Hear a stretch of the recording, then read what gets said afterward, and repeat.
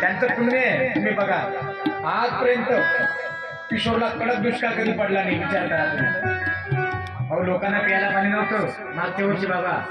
आपले कसं होत नाही, वाडगे होते, माळवे होतं, आपण पीक काढलं, अद्रक आल्या, ऊस आले आपले कापू, बाकी लोकांना प्यायला पाणी नव्हतं. युट्यूबला चाललं, युट्यूबला लाईव्ह झाली किशोरला गारपीट झाली, बाजूच्या लोकांना पैसे खाल्ले आपण. गारपीट झाली सिल्लोड तालुक्यात, पैसे कोण खाल्ले? किशोरवाले.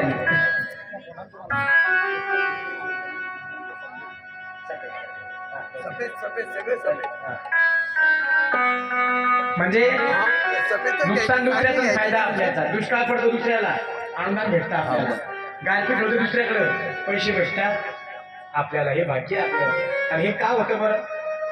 कारण आपल्यावर देवाची कृपा आहे, आपल्यावर देवाचा आशीर्वाद आहे.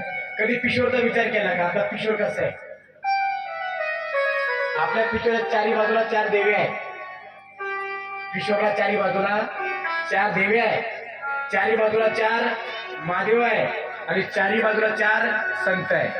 आणि संत महादेव आणि या देवी माता आपल्या किशोरचं रक्षण करत आहे, म्हणून आपल्यावर संकट येत नाही. तर मुसलमानात कुठे चार देव्या? आता देव्या पाहू आपण. किशोरला चार देव्या, किशोरच्या चार देव्या बघा तुम्ही. तर इकडे गेलो वडाखाली कोणती आई आहे? देवी आई. तिकडे गेलं लक्ष्मी आई, वरती गिरजाई आणि खालती संतोषी माता लांगीवर आहे का? चार बाजूला चार देव्या. आणि वरून सोनगरी माता पाहते माझे किशोरवाले काय करून राहिले. वरून सोनगरी माता झाल्या चार देव्या. आता चार महादेव. इकडे गेलं भस्मेश्वर, इकडे गेलं रामेश्वर, माग इकडं निळेश्वर मळीमध्ये, आणि इकडे गेलं तर कोणता देव आहे? महादेव सिद्धेश्वर. आहे का? चार महादेव चारी बाजूला. आता चार संत चारी बाजूला.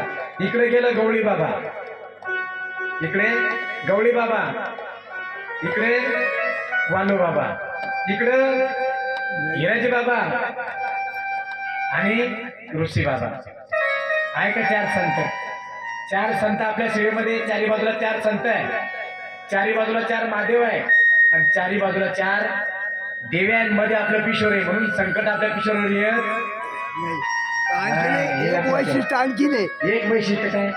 मारुती जवळ देवी कधीच कुठे कुठे नाही, फक्त आपल्या येते. हा बरोबर. हे वैशिष्ट्य आहे. मारुतीच्या मंदिरात देवीचं स्थान कुठंच नाही, पण आपल्याकडे आहे. फक्त आपल्या पुन्हा एक विसरलं. आपल्या गावामध्ये चारी बाजूला चार मारुती आणि पाचवा मध्ये पाच मारुती. चारी बाजूला चार मारुती. कोणते कोणते?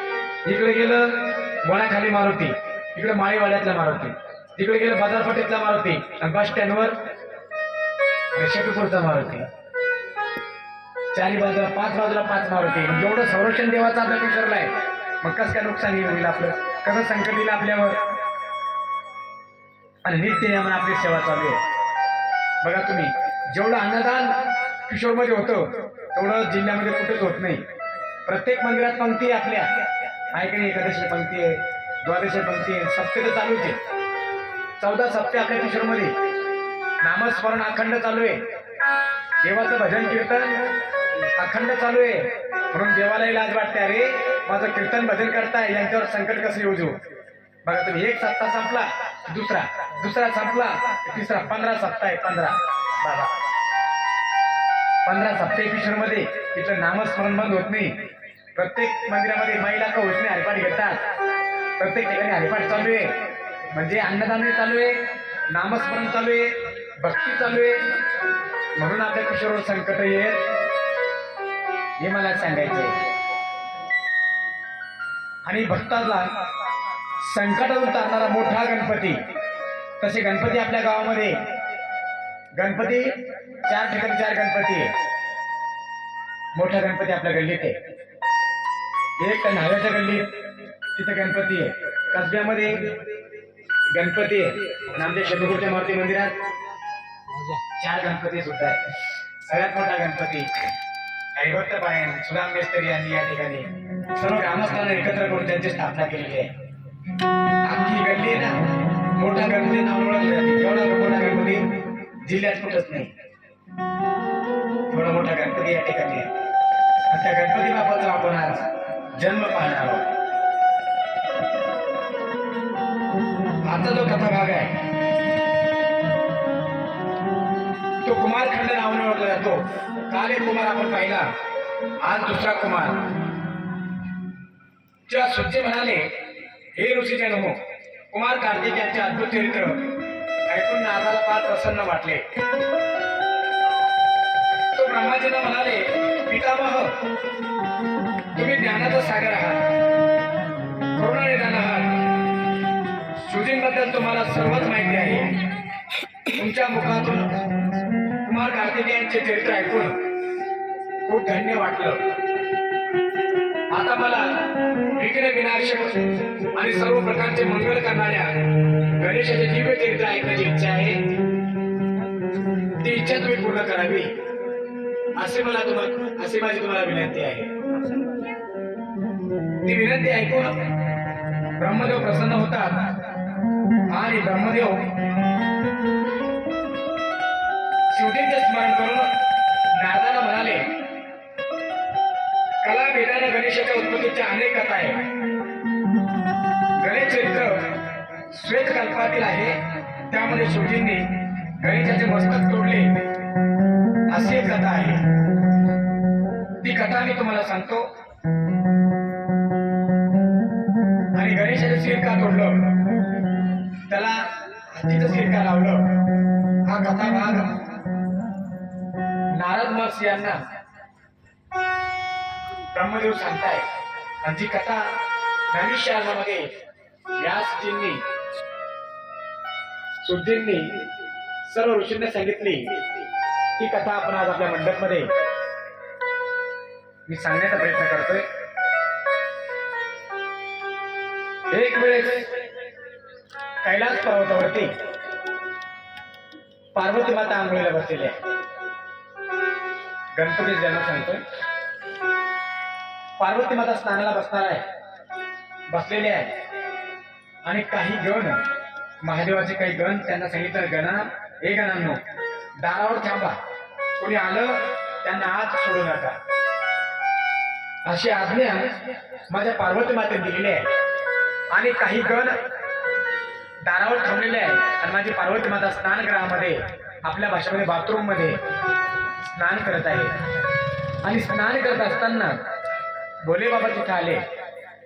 आणि भोले बाबा आले म्हटल्यानंतर गण म्हणजे त्यांचे सेवक बाबा, त्यांनी सांगितलं, स्वामी, तुम्हाला आज जाता येणार नाही, माझी माता स्नान करते, हट बाजूला. असं ऐकतात त्या गणाने खाली मान घातली आणि गण बाजूला झाला. कारण तो सेवक कोणाचा होता? महादेवाचा. मालकाला काय बोलतोय?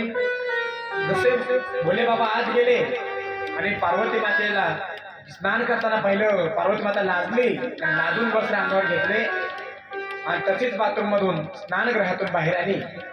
आणि तेव्हा जया आणि विजया म्हणताय, जया आणि विजया ज्या दासी आहेत त्या म्हणताय, अहो, आज जर तुमचा हक्काचा माणूस असता तर त्यांची येण्याची ताकद नव्हती. बरं झाला तुमचे पती होते, जर कोणी परका आला असता तर.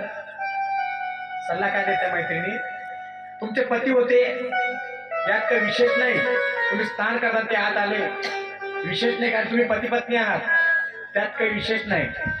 पण कदाचित जर दुसरा कोणी आला तर मग काय पाहिजे? आपला हक्काचा एक गण तयार करा, आपला हक्काचा एक असा सेवक तयार करा, त्यांना फक्त तुमचंच काम ऐकलं पाहिजे, असा एक सेवक तुम्ही तयार करा. असा सल्ला जया आणि विजया या दोघी मैत्रिणी पार्वती मातेला देतात. तो सल्ला ऐकला आणि पार्वती मातेला तो पटला. तुमचं म्हणणं बरोबर आहे, कारण हे जे गण आहे, हे गण महादेवाचे गण आहे. ते महादेव जास्त ऐकतात, माझा ऐकत नाही असं नाही, पण माझ्यापेक्षा जास्त अधिकार महादेवाचा आहे. आज जर माझा हक्काचा कोणी असता तर महादेवाला हात येऊ दिलं नसतं. हे महादेवाचे गण होते म्हणून त्यांनी महादेवाला हात सोडलं. ठीक आहे, मी असा एक पुत्र तयार करेन की जो माझी आज्ञा पाळेल. असा पार्वती मातेने विचार केला आणि पार्वती मातेनं गणपती तयार केला. कशाचा केला सांगा बरं आता? पार्वती मातेनं गणपती तयार केला. कशाचा केला? कशाचा? बोला बोला बोला. हा बोला ना. मळाचा वा वा आई बोलल्या मळाचा. कारण तुमचा दोष नाही आई, तुम्हाला आमच्यासारख्या महाराजांनी सांगितलं म्हणून तुम्ही ध्यानात ठेवले. ऐका तुम्ही, ऐका इथंच आपला हिंदू धर्म चुकतो, इथून आपण चुकतो. तुम्ही विचार करा मावले हो. मी जर तुम्हाला म्हटलं जा, आता तुम्ही विचार करा, कलियुगामध्ये राहणाऱ्या सामान्य स्त्रिया अंगावर मळ ठेवत नाही. कलियुगामध्ये जगणाऱ्या सामान्य स्त्रिया, आता तुम्ही आम्ही सामान्य आहोत, आपण आपल्या अंगावर मळ ठेवत नाही. तर देवाची पत्नी आहे, जगाची जननी आहे, अंगावर मळ ठेवतात का खूप? आताच्या मुली रेक्सोना, हमाम, संतूर, लाईफबॉय, लक्स, जिचा कलर आहे फिक्स तिथं काय करेल लक्स.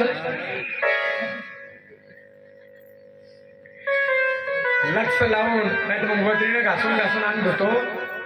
मग पार्वती माता आंघोळ करत नव्हती का? आपण जर म्हणलं की पार्वती मातेने मळाचा गणपती तयार केला तर मुस्लिम लोक म्हणतील, मुसलमान म्हणतील, अरे उनके देवता बहुत गंदे थे, वो नहाते नहीं थे. अपन तो भी जुम्मे के जुम्मे नहाते थे, लेकिन हिंदू के देवता तो नहाते नहीं थे. वो तो बोलते हैं कि पार्वती ने मल का गणपति बनाया. तो सोचो पार्वती के अंग पे इतना मल था तो नहाती नहीं थी. काय म्हणतील ते? ती आंघोळ करत.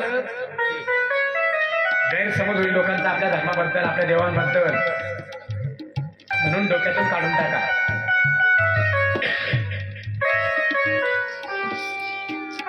पार्वती मातेनं मळाचा गणपती नाही तयार केला मावड्यावर, मातीचा गणपती तयार केला.